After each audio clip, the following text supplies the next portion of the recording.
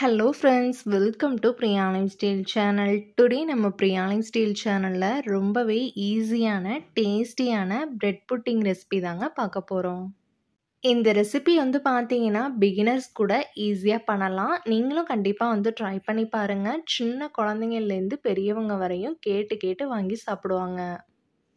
Friends, நீங்கள் இந்த சேனலை ஃபஸ்ட் டைம் இப்போ தான் பார்க்குறீங்கன்னா நம்ம சேனலை சப்ஸ்கிரைப் பண்ணிக்கோங்க. கூடவே இருக்க பெல் சிம்பிளையும் கிளிக் பண்ணிக்கோங்க.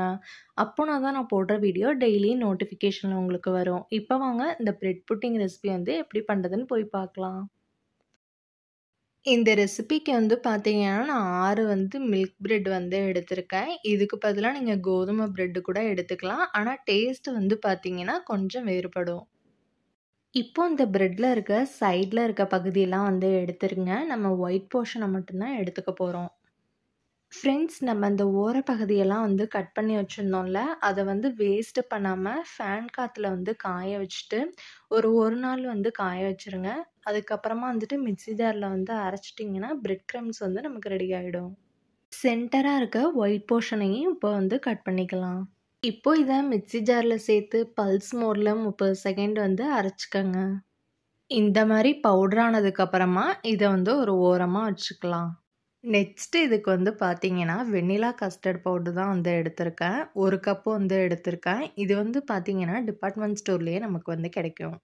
தண்ணி விட்டு விஸ்கால் நல்லா மிக்ஸ் பண்ணி விட்டுக்கலாம். விஸ்கு உங்ககிட்ட இல்லைன்னா ஸ்பூன் வச்சு கட்டி தட்டாமல் நல்லா மிக்ஸ் பண்ணி விட்டுக்கங்க. இதுவும் ஒரு ஓரமாக இருக்கட்டும். அடுத்து இதுக்கு பார்த்தீங்கன்னா 1/2 கப்பு ஒயிட் சுகர் எடுத்திருக்கேன். நல்லா அதை கேரமல் பண்ணிக்கலாம்.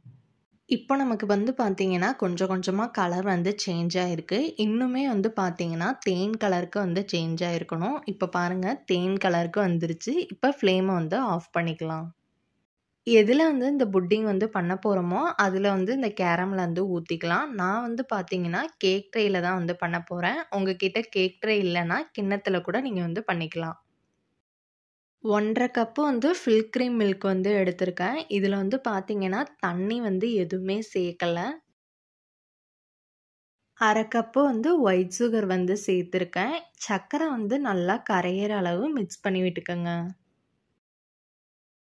பால் நல்லா கொதிச்சதுக்கப்புறமா நம்ம ரெடி பண்ணி வச்சுருந்தோம்ல கஸ்டர்ட் பவுடர், அதை சேர்த்து நல்லா கலந்து விட்டுக்கோங்க. ஃப்ளேமை சிம்லேயே வச்சு கலந்து விட்டுக்கோங்க.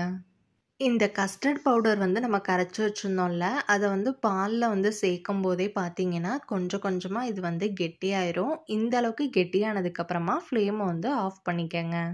பிரெட் பவுடர் நம்ம ஆல்ரெடி ரெடி பண்ணி வச்சுருந்தோம்ல, அதை சேர்த்து ஃப்ளேமை ஆன் பண்ணிட்டு நல்லா கலந்து விட்டுக்கோங்க. நல்லா கலந்து விட்டதுக்கப்புறமா நம்ம ரெடி பண்ணி வச்சுருந்தோம்ல கேக் ட்ரேயில் கேரமல் பண்ணி அதில் இதை சேர்த்துக்கங்க. இதை ஈவனாக எல்லா இடத்துக்கும் ஸ்ப்ரெட் பண்ணி விட்டுக்கோங்க. பேனில் தண்ணி சேர்த்து ஸ்டாண்டு வச்சுக்கோங்க. தண்ணி நல்லா கொதிச்சதுக்கப்புறமா கேக் ட்ரேயை உள்ளே வச்சிடலாம். இந்த கேக் ட்ரேயில் மூடி போட்டு வச்சிடலாம். இதுக்கு மேலேயும் மூடி போட்டு வச்சுருங்க. ஒரு 30 நிமிஷத்துக்கு இதை வச்சுக்கோங்க. இது நல்லா வெந்ததுக்கப்புறமா பார்த்தீங்கன்னா ஃப்ரிட்ஜில் 20 நிமிஷத்துக்கு வச்சுக்கோங்க. ஃப்ரீசரில் இல்லை. 20 நிமிஷத்துக்கு அப்புறமா இதை நான் டீமோல்டு பண்ணி காட்டுறேன். பிரெட் புட்டிங் எப்படி வந்திருக்குன்னு பார்க்கலாம். வாவ், எவ்வளோ சூப்பராக நல்லா கலர்ஃபுல்லாக வந்திருக்குன்னு பாருங்கள். டேஸ்ட்டும் பார்த்தீங்கன்னா ரொம்பவே சூப்பராக இருந்தது. இதுக்கு இன்க்ரீடியன்ஸும் கம்மி தான். ஓவன் இல்லாமல் நம்ம ஈஸியாக பண்ணிடலாம். லீவில் இருக்க பசங்களுக்கு இதை பண்ணி கொடுங்க. ரொம்பவே லைக் பண்ணி சாப்பிடுவாங்க. என்ன ஃப்ரெண்ட்ஸ், இந்த வீடியோ உங்களுக்கு பிடிச்சிருந்தா லைக், ஷேர், கமெண்ட் பண்ணுங்கள். முக்கியமாக பிரியாலிங் ஸ்டைல் சேனலை சப்ஸ்கிரைப் பண்ணிடுங்க. அடுத்த வீடியோவில் நான் உங்களை மீட் பண்ணுற வரைக்கும் உங்கள் Priya. Thank you so much for வாட்சிங். Bye bye friends.